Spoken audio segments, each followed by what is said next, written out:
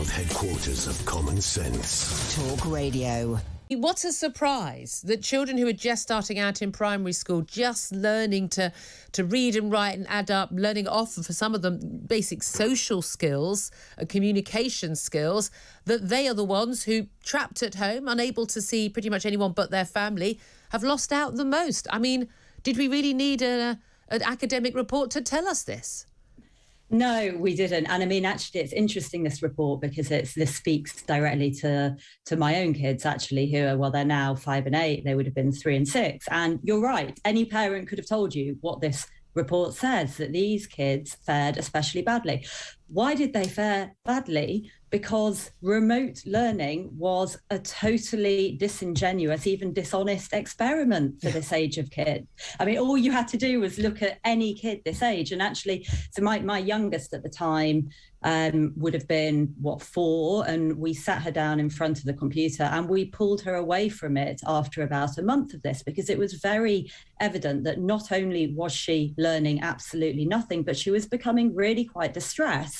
And, you know, this was never going to work for this age group of kids. Yeah. And I think the report is very interesting because it dispels the myth that young kids bounce back. Resilient. And we've heard that again and again. I mean, look, we see Ukrainian refugees kids, they're going through rather more than our kids have got. I mean, let's face it. But this is not a reason to impose these sort of things on us. We know that the key thing about children, when they babies, toddlers, learning to speak properly, learning to communicate properly. We've seen the damage when mum's on her phone all the time and the kid's in front of a screen. Kids are not learning these basic skills, learning how to interact, to read human emotion and form bonds and friendships. We took all of that away from young children. We took away the fun of school, the learning, the friendships. For some reason, people decided these things were not vital, when in fact we know that these are absolutely crucial parts of children's happiness, physical and mental health, and their educational development. I mean, why is anyone going to be surprised by this?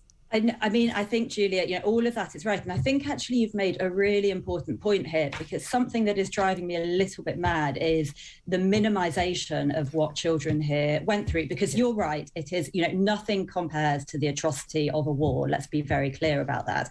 Equally, we did something pretty bad to kids here, and actually what we've done to them goes far beyond learning loss. So, the learning loss is an element of it, and that's not great, but everything you have just mentioned has a lasting impact on kids. And we know that time out of school for children equates directly into poorer life outcomes, but also health outcomes. So there's a very interesting study in America, Journal of American Medical Association, which estimates that from the spring 2020 school closures in America alone, that cohort of American children will lose 5 million life years. So that is loss of life caused by poorer health outcomes caused by school closures.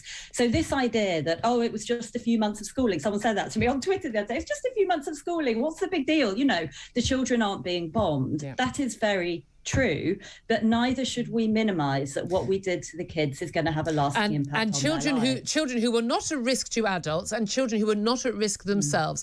And again, these are the people who say it's not an issue, but seem to think that a policy like the Great Barrington Declaration, idea that we should actually do everything we could to help those who are vulnerable, i.e. over 70s, particularly over 80s, and people with serious health complaints, to shield and keep themselves safe. They regard that as an immoral policy, but think locking up effectively 10 million children is a moral policy. I have to say, I want heads to roll for this. I'm still 2 years on, so angry that this was done, and I will never allow any medic or any educational specialist to ever pretend that they didn't know that this was going to harm our kids. They knew all along, and they did it anyway. And we need to get that acceptance and that proof to make sure, as you and I have campaigned for, that it never happens again. Molly, you've been an absolute star throughout this. I know my listeners absolutely love you as much as I do. Molly Kingsley, co-founder of Us For Them, always thank you for joining us. Good talk. Hot talk. Bold talk. Talk Radio. Listen on your smart speaker. Watch it live on your smart TV. The world headquarters of common sense. Talk Radio.